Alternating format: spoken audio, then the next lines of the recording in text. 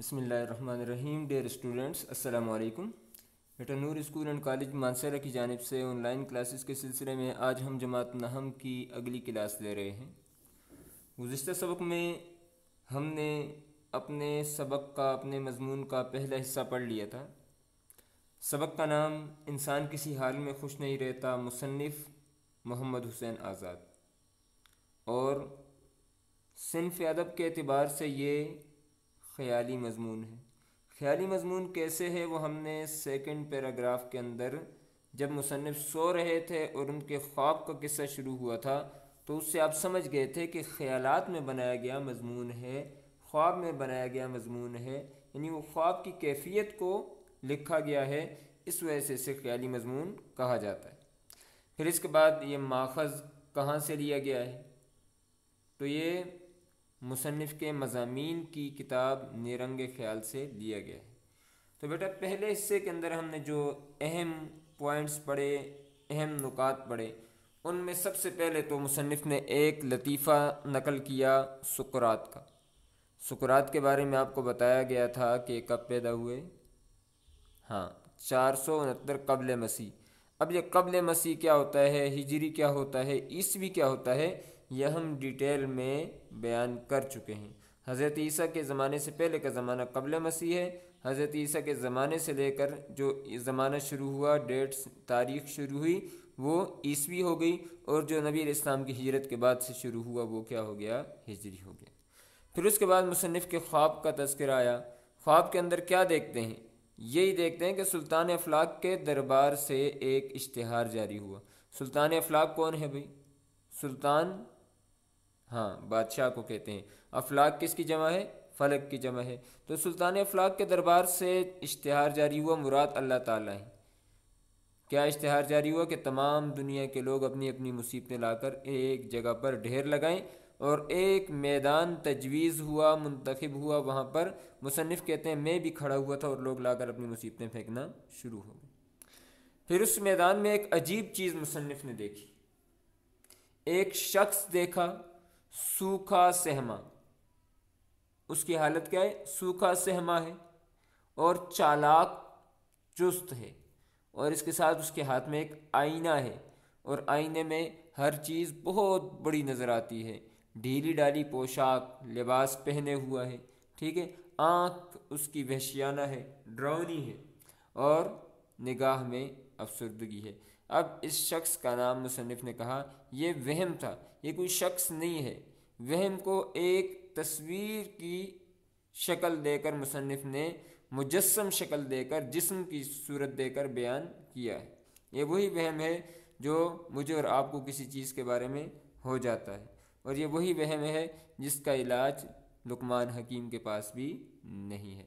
پھر اس کے بعد مصنف نے بیان کرنا شروع کر دیا کہ جو لوگ آ رہے تھے وہ کس ترتیب پر آ رہے تھے اور کیا کیا چیزیں پھینک رہے تھے.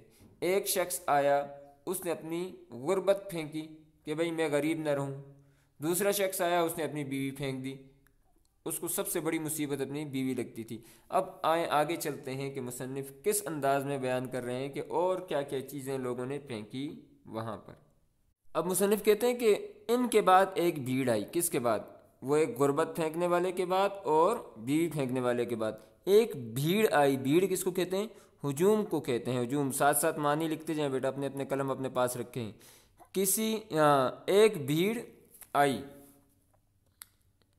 جس کی تعداد کا شمار نہ تھا، کوئی گن نہیں سکتا تھا، بہت سارے لوگ تھے. معلوم ہوا کہ یہ عاشقوں کا گروہ ہے. گروہ کس کو کہتے ہیں؟ جماعت کو کہتے ہیں. بہت سارے بیچارے عاشق آ گئے. ان کے سروں پر دودھ آہ کی گٹھڑیاں تھیں. دودھ آہ کی گٹھڑیاں تھیں. آہوں کا دھواں، آہوں کا دھواں مراد یہ ہے کہ جو انہوں نے محبتیں کی تھی ان کا وبال ان کے سروں پر اٹھایا ہوا تھا، کہ انہی میں آہوں کے تیرے خیالی، خیالی تیر چلانا، جیسے ہم عام طور پر محاورہ کہتے ہیں خیالی تیر. آدمی بیٹھا ہو اور خوابوں کے اندر اور خیالوں کے اندر سوچ رہا ہو کہ میں یہ بھی کر لوں گا، میں یہ بھی کر لوں گا اور یہ بھی کر لوں گا. اس کا معنی ہے فرضی تیر. کیا ہے؟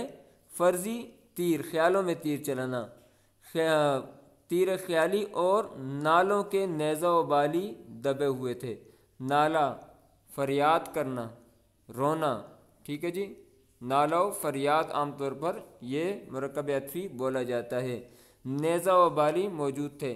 نیزہ بھی آپ کو پتہ ہے ایک ہتھیار ہے، اور بالی جس کو آپ بھالا کہتے ہیں، عام طور پر اس سے اپنا دفاع کیا جاتا ہے۔ آپ نے آج کل ڈراموں کے اندر، ارطغرل کے اندر دیکھا ہوگا کہ ہاتھوں میں جو پکڑے ہوتے ہیں ان کے، یہی چیزیں ہوتی ہیں۔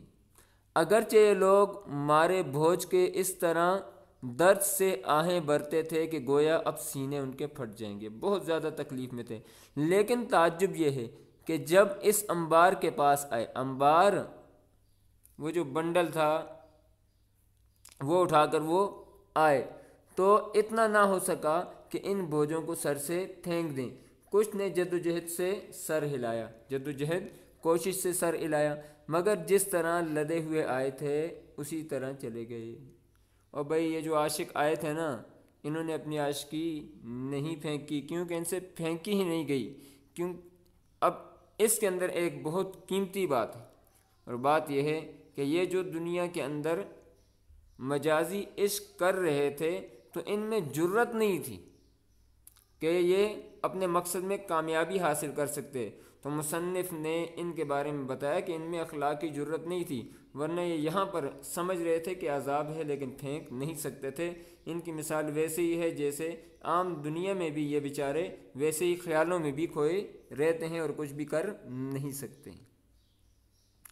اسی طرح چلے گئے۔ بہت بوڑھیاں آئی، اب بوڑھی عورتیں آئیں، اب دیکھیں یہ بیچاری کیا کر رہی ہیں۔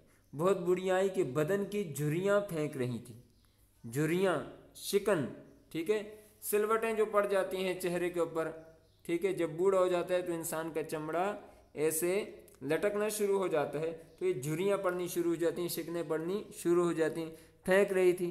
چند نوجوان اپنی کالی رنگت، اب دیکھتے جائیں، پہلا اس پیراگراف میں عاشق آئے، دوسرے بوڑھیاں آئی، تیسرے چند نوجوان اپنی کالی رنگت، کچھ موٹے موٹے ہونٹ، ٹھیک ہے بھئی ہمارے ہونٹ بہت زیادہ موٹے ہیں، ہم تھوڑے پتلے والے لے لیں گے، اکثر میل جمے ہوئے دانت پھینکتے تھے۔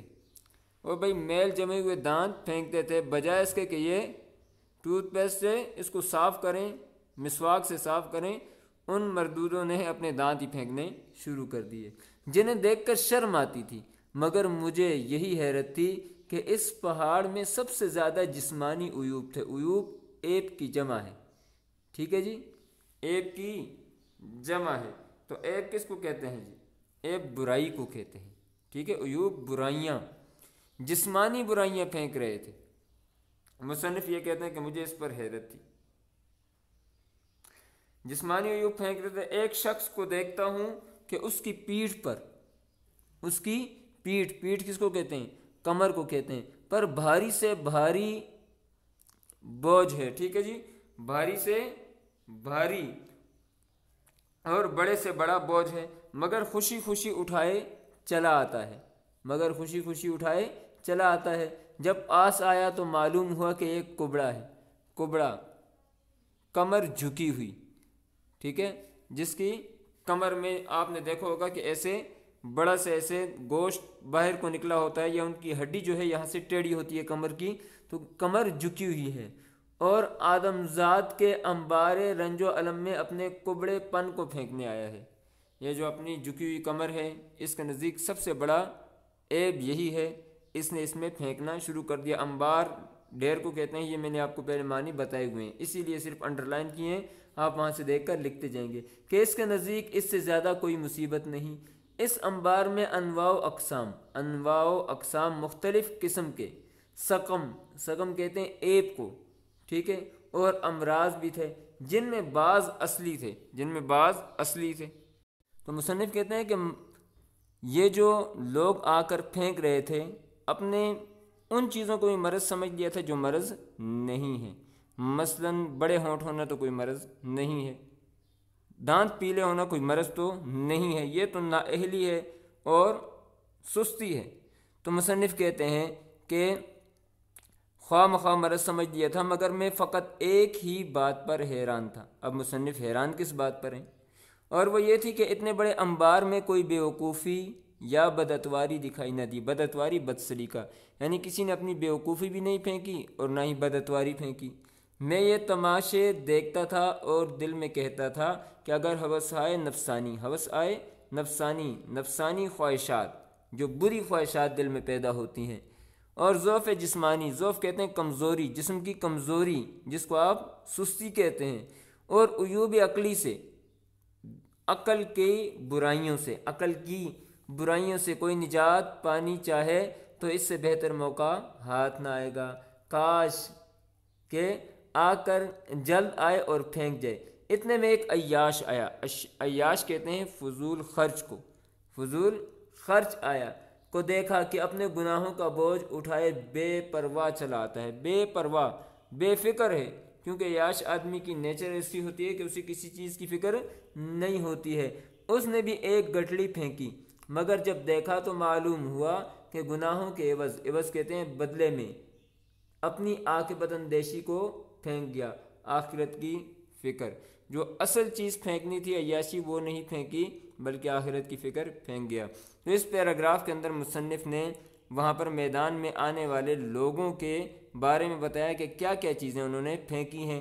تو ٹھیک ہے، عاشقوں کا گروہ آیا لیکن وہ کچھ نہ پھینک سکے، ہونٹ موٹے موٹے نوجوانوں نے پھینکنے شروع کیے، بڑھیوں نے اپنی جریاں پھینکنی شروع کی، اسی طریقے سے کچھ پیلے دانت پھینک رہے تھے۔ ایک کبڑا آیا، اس نے اپنا کبڑا پن پھینک دیا، اور ایک عیاش آیا، اس نے عیاشی کی بجائے اپنی آخرت کے انجام کو اور آخرت کی فکر کو پھینک دیا۔ اس پیراگراف کے اندر صرف ان لوگوں کے بارے میں بتایا گیا ہے جو اپنے عیوب پھینک رہے تھے، لیکن مصنف کہتے ہیں مجھے حیرت اس بات کی تھی کہ جو چیزیں پھینکنے کی ہیں وہ نہیں پھینک رہے، جیسے بیوقوفی کو پھینکا جائے، بدعتواری کو پھینکا جائے، غلط بری خواہشات کو پھینکا جائے، لیکن ان میں سے کوئی بھی چیز یہاں پر نہیں پھینکی گئی تھی۔ اب مصنف کہتے ہیں کہ جب تمام لوگ اپنے گناہوں کا وبال ٹھیک ہے جی، جب تمام بنی آدم کے بیٹے، حضرت آدم علیہ السلام کی اولاد، اپنے بوجھوں کا وبال کہتے ہیں مصیبت کو، سر سے اتار چکے، تو میاں وہم، اب وہم وہی جو وہاں پہ کھڑا تھا، آئینے والا شخص، ٹھیک ہے، جب سے اب تک اس مصروفیت میں سرگرداں سوچ میں غرق کہ بھئی کس طریقے سے میں لوگوں کو برباد کروں، مجھے الگ کھڑا دیکھ کر سمجھے۔ مصنف کہاں کھڑے تھے بھی؟ اور میدان کے درمیان میں کھڑے تھے، دیکھ کر سمجھے کہ یہ شخص خالی ہے، چنانچہ اس خیال سے میری طرف جھکے، ان کو اپنی طرف آتے دیکھ کر میرے ہوش اڑ گئے، مگر انہوں نے جھٹ ایک دم فوراً، کس نے؟ وہم نے اپنا آئینہ سامنے کیا۔ کون سا والا؟ وہی جس میں ہر چھوٹی چیز بڑی نظر آتی تھی، ٹھیک ہے، مجھے اپنا منہ اس میں ایسا چھوٹا معلوم ہوا، یعنی اس آئینے کی خاصیت تھی کہ جو بڑی چیز ہے وہ چھوٹی، جو چھوٹی چیز ہے وہ بڑی نظر آ رہی تھی۔ اب مصنف کہتے ہیں کہ مجھے اس میں اپنا منہ ایسا چھوٹا معلوم ہوا کہ بے اختیار چونک پڑا، برخلاف اس کے بدن اور قد و قامت، قد لمبائی، جسم کی لمبائی، ٹھیک ہے جی، ایسا چوڑا چکلا نظر آیا، چوڑا چکلا کہتے ہیں لمبا چوڑا، کہ جی بیزار ہو گیا، تنگ ہو گیا۔ مصنف کہتے ہیں جب آئینہ دیکھا تو میرا جو جسم ہے گردن سے نیچے بہت بڑا نظر آنے لگ گیا، اور منہ اس کے اوپر، اب جو مناسب منہ تھا برابر مقدار کا وہ چھوٹا ہی نظر آئے گا جب جسم بڑا ہو گیا، اور ایسا گھبرایا کہ چہرے کو نقاب کی طرح اتار پھینکا، اور خاص خوش نصیبی اس بات کو سمجھا کہ ایک شخص نے اپنے چہرے کو بڑا اور اپنے بدن کو ناموزوں غیر مناسب سمجھ کر اتار پھینکا تھا۔ یہ چہرہ حقیقت میں بہت بڑا تھا جو مصنف کہتے ہیں میں نے لیا تھا، یہاں تک کہ فقط اس کی ناک میرے سارے چہرے کے برابر تھی۔ بھئی اس پیراگراف کے اندر مصنف نے اپنا قصہ بیان کیا ہے، کیا بیان کیا ہے؟ مصنف نے اپنا واقعہ بیان کیا ہے کہ بھئی میں بھی وہاں پر کھڑا تھا، وہم میرے پاس آیا، یہ وہم اصل میں شیطان ہی ہے، ٹھیک ہے، آیا اور اپنا آئینہ جب مجھے دکھایا تو مجھے میرا جسم جو مناسب تھا، برابر تھا، بڑا لگنے لگا۔ اب جب جسم بڑا لگنے لگا تو چہرہ جو پہلے اپنی جگہ پر ٹھیک تھا وہ چھوٹا لگنے لگا۔ مصنف کہتے ہیں میں نے اپنا چہرہ اتار کر پھینک دیا اور ایک بڑا منہ اٹھا کر اپنے سر کے اوپر، اپنی سر کی جگہ پر رکھ دیا۔ اب حقیقت میں صرف اس کا ناک ہی میرے پرانے سر کے پورے چہرے کے برابر تھا۔ اب مصنف کہتے ہیں کہ لوگوں کی طرح میں بھی پریشان کھڑا ہوں۔ اب مصنف کہتے ہیں کہ ہم اس انبوہ آفت کی جمع مصیبتوں کہتے ہیں، انبوہ بھیڑ کو کہتے ہیں، آپ کو بتایا گیا تھا، پر غور سے نظر کر رہے تھے، اور عالم ہیولائی کہتے ہیں خیالی دنیا کی ایک ایک بات کو تاک کر دیکھ رہے تھے، تاکنا، غور سے دیکھنا، ٹھیک ہے، جو سلطان افلاک کی بارگاہ دربار کو کہتے ہیں، دربار سے حکم پہنچا کہ اب سب کو اختیار ہے۔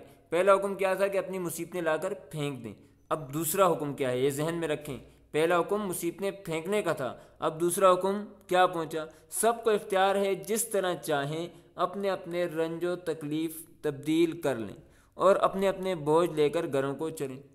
پہلا حکم تھا پھینکنے کا، اب اپنی مرضی کی مصیبت لے لو یار، لے کر چلے جائیں۔ یہ سنتے ہی میاں وہم پھر مستعد تیار ہو گئے، چاقو چوبند ہو گئے، اور پھر بڑی ترت پھرت کہتے ہیں تیزی سے چلنا کے ساتھ اس انبار عظیم، انبار آپ کو پتہ ہے ڈیر ہے، عظیم بڑے کو کہتے ہیں، کہ بوجھ باندھ کر تقسیم کرنے لگے۔ اب یہ جو ہے اپنا کام چھوڑ کر لوگوں کو ان کے بوجھ تقسیم کرنے لگ گیا ہے، شیطان جو وہم ہے، ہر شخص اپنا اپنا بوجھ سنبھالنے لگا، اور اس طرح کی ریل پھیل ہوئی، ٹھیک ہے جی، چلنا پھرنا یا رش ہوا، اور دھکم دھکا دھکے مارنا کے بیان سے باہر۔ چنانچہ اس وقت چند باتیں جو میں نے دیکھی وہ بیان کرتا ہوں۔ اب اس کے اندر دوسرا اشتہار جو جاری ہوا تھا، دوسرا حکم، ٹھیک ہے، وہ کیا تھا کہ اب اپنی اپنی مصیبتیں تبدیل کر کے آپ لوگ لے سکتے ہیں۔ اب مصنف کہتے ہیں کہ اس وقت پہلے جب لوگوں نے لا کر پھینکی تھی تو مصنف نے چند واقعات بیان کیے تھے، کون سے؟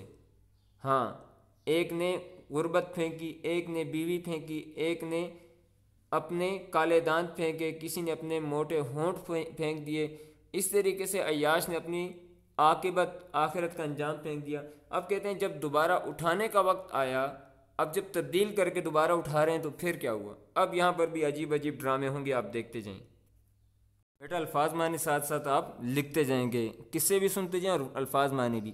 ایک پیر فارسی زبان کا لفظ ہے، پیر کہتے ہیں بوڑھے کو، ٹھیک ہے، پیر کس کو کہتے ہیں؟ بوڑھے کو کہتے ہیں۔ ایک بوڑھا شخص نہایت معزز کہتے ہیں عزت دار، محترم، احترام کے قابل، لکھتے جائیں بیٹا ساتھ ساتھ۔ معلوم ہوتا تھا درد کولنج، یہ لفظ کولنج ہے، ٹھیک ہے۔ اب یہ کون سا درد ہے؟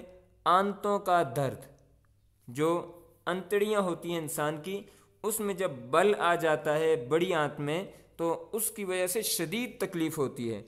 درد کولنج سے جاں بلب مرنے کے قریب تھا، درد کولنج کی وجہ سے مر رہا تھا، بہت زیادہ تکلیف تھی۔ اور لاولدی کے سبب، لاولدی بے اولادی، لاولدی لا عربی زبان کا لفظ ہے نہیں، اولاد نہیں تھی، ٹھیک ہے، تو بے اولادی کہتے ہیں لاولدی کو، انڈر لائن بھی کیے ہیں، معنی بھی لکھے ہیں۔ کتنے مرض تھے اس کو؟ 3 وجوہات بتائی، ایک تو بوڑھا ہے، درد کولنج سے جاں بلب ہے، مرنے کے قریب ہے، اور ساتھ میں اولاد بھی نہیں ہے۔ لاولدی کے سبب سے اپنے مال و املاک کہتے ہیں دولت کے لیے ایک وارث چاہتا تھا۔ اس نے درد مذکور جس کا ذکر ہو چکا ہے، کون سا درد؟ یہ درد کولنج ہے، ٹھیک ہے، پھینک کر ایک خوبصورت نوجوان لڑکے کو لیا۔ اب اس کے بچے نہیں تھے تو اس نے درد بھی پھینک دیا، لاولدی بھی پھینک دی، اور ایک نوجوان لڑکے کو لیا، مگر لڑکے نابکار کے معنی کیا ہیں جی؟ نالائق کو نافرمانی اور سرشوری کہتے ہیں سرکشی کے سبب سے تنگ ہو کر اس کے باپ نے چھوڑ دیا تھا۔ اب یہ جو لڑکا ہے یہ بھی کسی نے پھینکا تھا، کسی بوڑھے نے یہ بھی پھینکا تھا، اور اس کی وجہ یہ تھی کہ یہ بہت زیادہ سرکش تھا، نالائق تھا، بدبخت تھا، چھوڑ دیا تھا۔ چنانچہ اس نالائق نوجوان نے آتے ہی جھٹ ایک دم فوراً بڈھے کی داڑھی پکڑ لی اور سر توڑنے کو تیار ہوا۔ اتفاقاً برابر ہی لڑکے کا حقیقی باپ، اصل باپ نظر آیا کہ وہ درد کولنج کے مارے لوٹنے لگا تھا، لوٹنے، تکلیف میں مبتلا ہونا، تکلیف میں مبتلا ہونا۔ چنانچہ بڈھے نے اس سے کہا کہ برائے خدا اللہ کے لیے میرا درد کولنج مجھے پھیر دیجئے، واپس کر دیجئے اور لڑکا لے لیجئے، کیونکہ یہ میری داڑھی بھی پکڑتا ہے، مجھے مارتا بھی ہے۔ میرا پہلا عذاب اس سے 1000 درجہ بہت بہتر، یہ محاورتاً کہا جاتا ہے، ٹھیک ہے جی، 1000 درجہ بہتر ہے، مگر مشکل یہ ہوئی کہ یہ مبادلہ پھر نہ ہو سکتا تھا۔ اس پیراگراف میں اہم ایک بات ہم نے پڑھی ہے، پیر مرد کا واقعہ۔ پیر مرد کا کیا واقعہ تھا؟ پیر مرد کا یہی واقعہ تھا، یہ ہم نے نیچے لکھا بھی ہوا ہے، ٹھیک ہے، کوئسچن، کہ درد کولنج میں مبتلا تھا اور اولاد نہیں تھی۔ اس نے اپنا مرض پھینک کر ایک نوجوان لے لیا۔ جب نوجوان لیا تو نوجوان کو بھی اس کے باپ نے نالائکی کی وجہ سے پھینک دیا تھا۔ اس نوجوان نے آتے ہی بابا جی کو مارنا شروع کیا، تو بابا جی نے کہا پہلے تو صرف آنتوں کا درد تھا، اب یہ میرے سارے جسم میں مار مار کے درد کر دے گا۔ اور جو لڑکے کا باپ تھا اس نے بھی کہا کہ چلو وہ بیٹا کبھی کبھی مارتا تھا، لیکن یہ درد جو میں نے ابھی اٹھایا ہے یہ تو ہمیشہ کے لیے ہے۔ تو اب دونوں پشیمان تھے، لیکن مصنف کہتے ہیں کہ مصیبت یہ پڑ گئی کہ اب یہ تبدیلی نہیں ہو سکتی تھی۔ اب دیکھیں آگے کیا کیا چیزیں لوگ تبدیل کر کے اٹھا رہے ہیں۔ تو بیٹا آج کے سبق کے اندر جو ہم نے اہم مقامات پڑھے ہیں ان کو ایک مرتبہ پھر دہرا دیتے ہیں۔ سبق انسان کسی حال میں خوش نہیں رہتا، مصنف محمد حسین آزاد اور صنف ادب کے اعتبار سے خیالی مضمون نیرنگ خیال سے لیا گیا ہے۔ سقراط کا لطیفہ آپ نے سن لیا تھا کہ اس نے یہ کہا تھا کہ اگر دنیا کے تمام لوگوں کی مصیبتیں آپس میں تبدیل کرنے کو کہا جائے تو لوگ پہلی مصیبت کو ہی بہتر سمجھیں گے دوسری مصیبت سے۔ مصنف کے خواب کو بیان کیا۔ سلطان افلاک کے دربار سے 2 اشتہار جاری ہوئے۔ پہلا جو ہم نے پڑھا یہ کہ سارے لوگ اپنی مصیبتیں لا کر ایک میدان میں پھینکیں۔ دوسرا اشتہار جو جاری ہوا وہ یہ کہ سارے لوگ اپنی اپنی پسند کی مصیبتیں جو ہیں وہ لے سکتے ہیں پہلی مصیبت کو تبدیل کر کے۔ پھر اس کے بعد وہم کو جسم کی شکل میں مصنف نے بیان کیا ہے، ٹھیک ہے، کہ سوکھا سہما تھا، چالاک چست تھا، آئینہ اس کے ہاتھ میں تھا، ڈھیلی ڈالی پوشاک پہنے وہ تھا، اور اسی طریقے سے آنکھ وحشیانہ تھی اور نگاہ میں افسردگی تھی۔ پھر اس کے بعد پیر مرد کا واقعہ۔ جب مصنف کہتے ہیں کہ ساری مصیبتیں لا کر پھینکی تو بہت سارے لوگ جو ہیں وہ اپنی اپنی مصیبتیں لا کر پھینکنا شروع ہو گئے۔ کسی نے موٹے ہونٹ لا کر پھینکنے شروع کیے، کسی نے گندے دانت لا کر پھینکنے شروع کیے، بوڑھیوں نے اپنی جھریاں لا کر پھینکنی شروع کر دی، عاشقوں نے اپنی عاشقی لا کر پھینکنے کی کوشش کی، کسی نے اپنی بری بیوی لا کر پھینک دی، کسی نے اپنی افلاس اور غربت، اور عیاش نے تو اپنی آخرت کا انجام ہی پھینک دی۔ پھر اس کے بعد مصنف کا ایک واقعہ ہم نے پڑھا کہ مصنف کہتے ہیں کہ مجھے بھی جب آئینہ دکھایا تو مجھے اپنا چہرہ چھوٹا اور جسم بڑا لگنے لگا، اور میں نے اپنے چہرے کی جگہ ایک بڑا چہرہ لگا دیا جس کی ناک ہی میرے پورے منہ کے برابر تھی۔ پھر مصنف نے یہاں ایک عجیب بات کہی کہ اس موقع پر کن برائیوں سے بچا جا سکتا تھا، ٹھیک ہے۔ اس میں مصنف نے کہا یہ جو ہے بدعتواری ہے، بد اخلاقی ہے، نفسانی خواہشات جو بری خواہشات ہوتی ہیں وہ ہیں، اور عقل کی جو بیماریاں ہیں ان سے بچا جا سکتا تھا۔ پھر اس کے ساتھ پیر مرد کا جو ہم نے واقعہ، جب دوسرا اشتہار جاری ہوا کہ آپ اپنی اپنی مصیبتیں تبدیل کر کے لے لو، تو یہ بوڑھا شخص، 2 بوڑھے تھے، ایک نے اپنا درد کولنج آنتوں کا درد پھینکا اور دوسرے نے اپنے بیٹے کو پھینکا۔ وہ بیٹا چونکہ بہت زیادہ سرکش تھا تو درد والے نے بیٹا لے لیا اور بیٹے والے نے درد لے لیا۔ اب دونوں رو رہے ہیں۔ بیٹا جو ہے جو نالائق تھا اس نے اس بوڑھے کو مارنا شروع کر دیا، اور درد کی وجہ سے دوسرا بوڑھا رونے لگا۔ اب وہ دونوں بیٹھ کر کہتے ہیں کہ اب اپنی اپنے مصیبتیں واپس کرتے ہیں، لیکن اب یہ تبادلہ نہیں ہو سکتا تھا۔ تو بیٹا آج آپ کا ہوم ورک یہی ہے کہ آپ نے جو مشکل الفاظ لکھے ہیں بہت زیادہ نہیں ہیں، ٹھیک ہے، کچھ پہلے گزر چکے ہیں، آپ نے ان تمام مشکل الفاظ کو اپنی کاپیوں کے اوپر اسی ترتیب سے لکھ لینا ہے جس ترتیب سے آپ کو بتایا جاتا ہے۔ اور پیر مرد کا جو واقعہ ہے اس کو اپنے الفاظ میں آپ نے لکھ لینا ہے۔ یہ آپ کا آج کا ہوم ورک ہے۔ کوئی بھی بات آپ نے پوچھنی ہو تو آپ مجھ سے کمنٹس کے اندر پوچھ سکتے ہیں۔ السلام علیکم ورحمۃ اللہ وبرکاتہ۔